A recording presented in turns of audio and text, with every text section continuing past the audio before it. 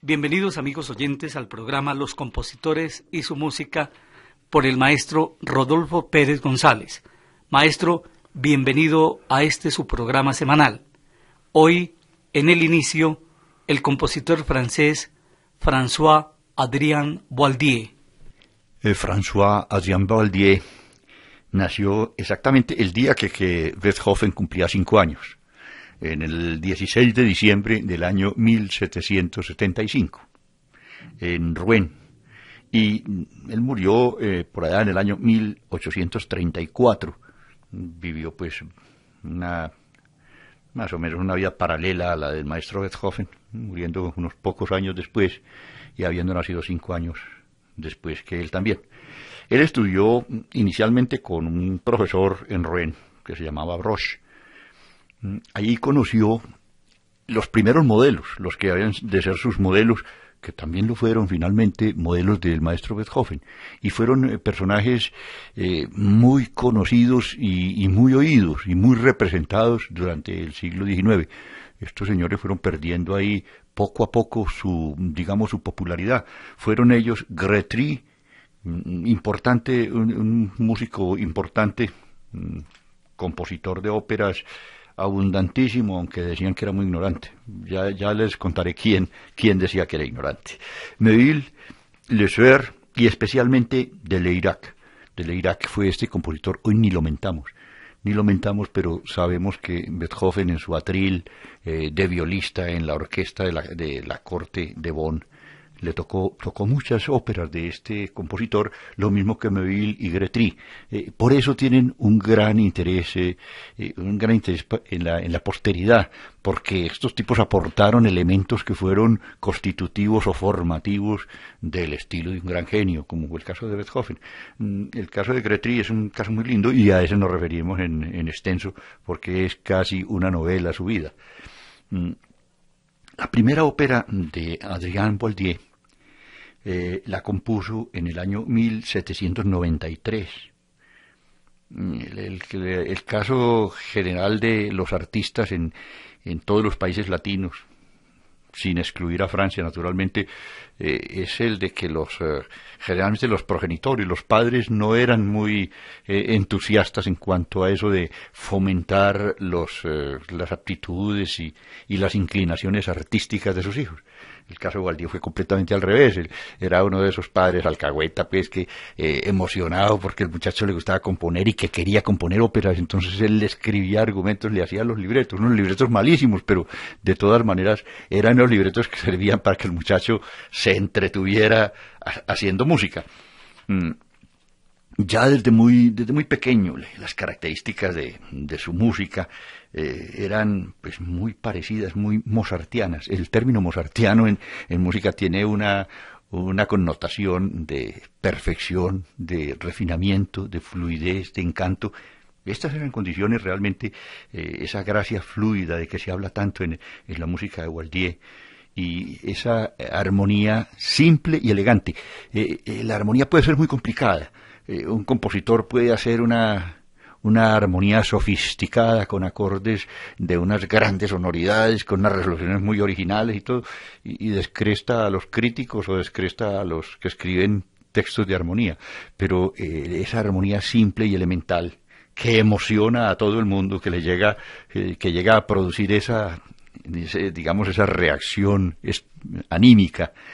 Esta era una de las dotes de Boieldieu. Boieldieu nunca hacía cosas excepcionalmente estrafalarias, pero conseguía conmover y emocionar a su auditorio.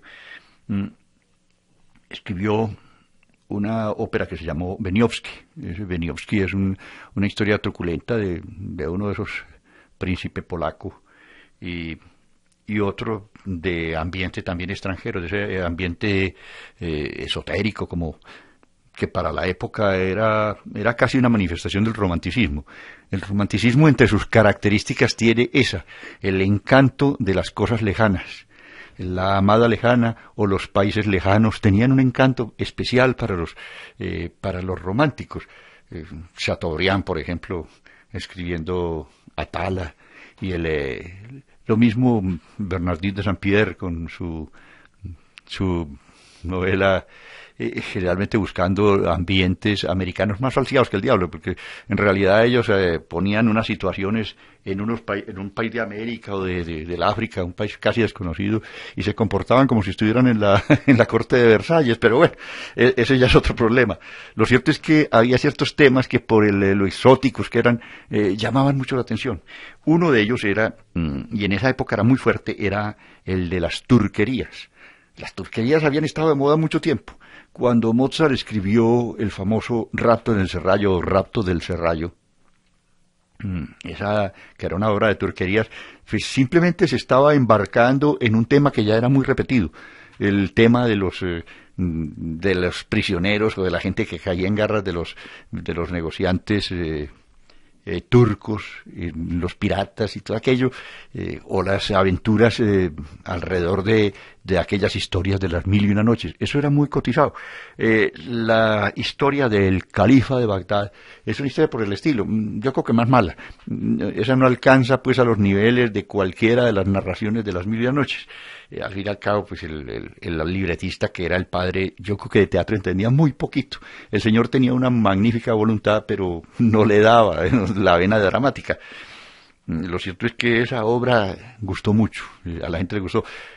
Eso del éxito, pues es una cosa que hay que manejar con pinzas. Generalmente las obras de muchísimo éxito son obras de muy dudosos méritos. El mérito artístico generalmente no es un mérito multitudinario. Es decir, si uno va a un concierto, casi que el número de asistentes va en proporción inversa a la calidad de la música. Usted encuentra que con mala música se llena un estadio de 100.000 personas, pero no es tan fácil llenar una pequeña sala para oírse uno de los últimos cuartetos del maestro Beethoven o una cosa por el estilo.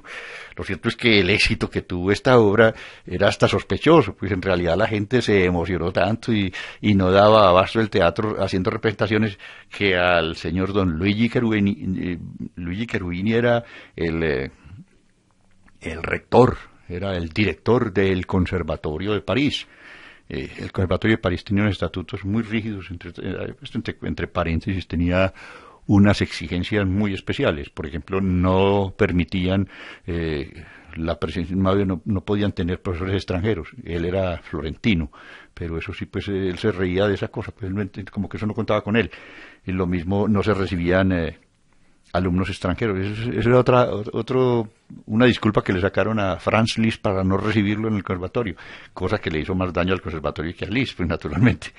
Lo cierto es que el señor Luigi Cherubini, que era muy exigente y que había escrito unas obras, realmente las óperas de Cherubini no eran obras de mucho éxito.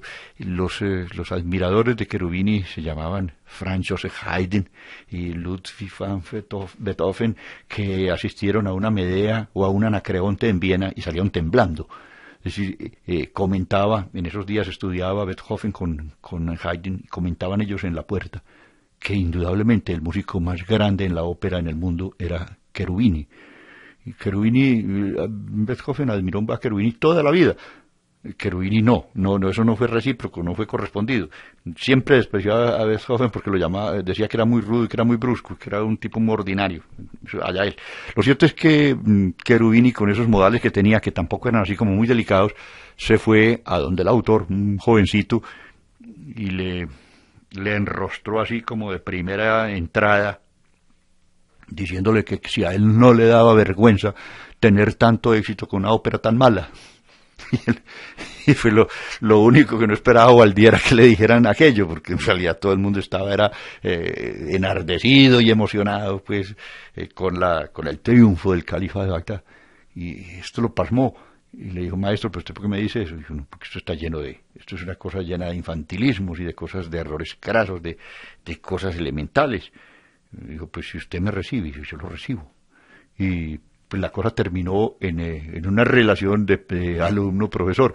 Es decir, Gualdí estudió con Cherubini y estudió las cosas elementales, que las aprovechó muy bien, realmente. Fue un alumno de esos destacado.